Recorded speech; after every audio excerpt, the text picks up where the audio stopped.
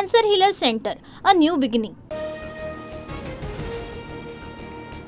पुणे अत्याचार प्रकरणातील आरोपी दत्तात्रय गाडे 70 तासानंतर अटक. गुन्हाट गावातून ग्रामस्थांची दत्तात्रय गाडेला पकडून देण्यात मदत.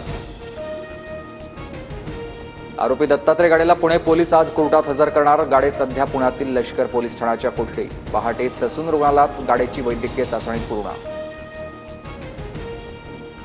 अटक होताच आरोपीबद्दल अनेक धक्कादायक खुलासे. आरोपी स्वतःला पोलीस सांगून मुलींशी ओळख करायचा. याआधी आरोपीकडून 2 तरुणींना आपल्या जाळ्यात अडकवण्याचा प्रयत्न.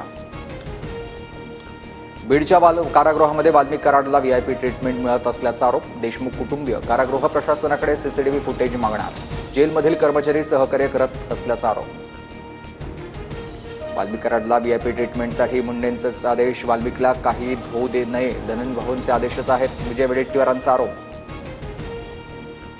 संतोष देशमुख हत्या प्रकरणातील 1800 पानी आरोपपत्रामध्ये वाल्मिक कराडसह इतर आरोपींविरोधात सबळ पुरावे, हत्या, खंडणी आणि किडनॅपिंग अशा प्रकरणात एकत्र आरोपपत्र दाखल. सुरेश ढसांचे वाल्मिक कराडसोबत 20 वर्षापासून संबंध. मी मारल्यासारखं करतो, तू रडल्यासारखं कर, असा प्रकार सुरू. माजी आमदार बाळासाहेब आजबेंचा दावा.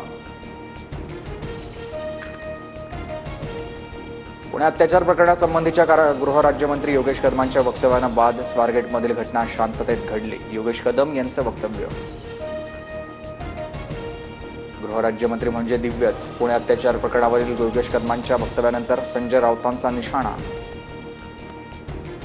योगेश कदमांशी त्यांच्या वक्तव्याबाबत सविस्तर चर्चा करणार. उदय सामंत यांची प्रतिक्रिया.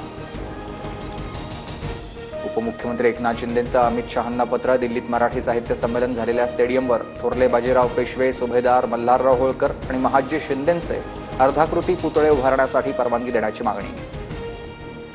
मनसे म्हणजे बोलाचाच भात आणि बोलाचीच कढी. मनसेनं मराठी माणसांसाठी केलेली 4 कामं दाखवावी, आशिष शेलार यांचं आव्हान.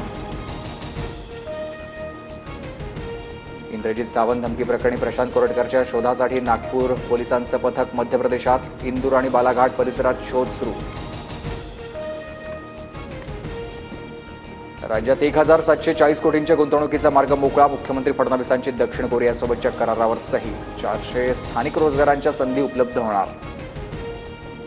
पाकिस्तानी नंबरवरून मुंबई वाहतूक पोलिसांना मुख्यमंत्री कार्यालयावर हल्ल्याचा धमकीचा मेसेज. वरळी पोलिसांकडून तपासाला सुरुवात.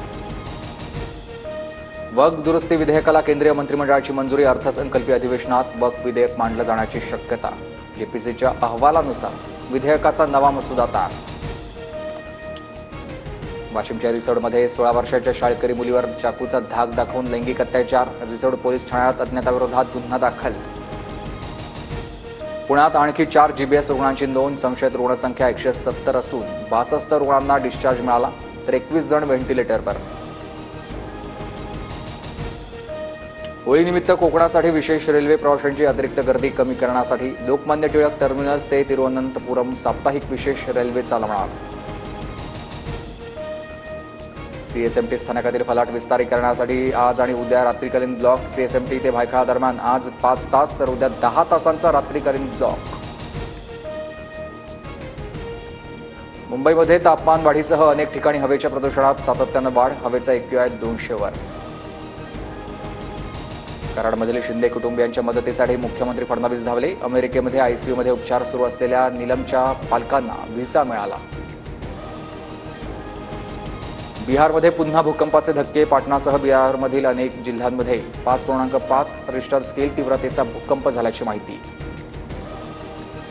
अभिनेता गोविंदाच्या घटस्फोटाच्या बातम्या खोट्या. सूत्रांची माहिती. सुनीता आहुजांना रियालिटी शोमध्ये जाण्याची संधी मिळणार असल्याच्या पार्श्वभूमीवर पब्लिसिटी स्टंट असल्याची माहिती. तुहिनकांत पांडे यांची सेबीच्या अध्यक्षपदी नियुक्ती. सेबीच्या विद्यमान अध्यक्ष माधवीपुरी बुच उद्या निवृत्त होणार.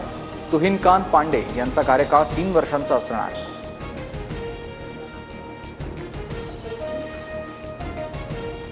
Cancer healer centre, a new beginning.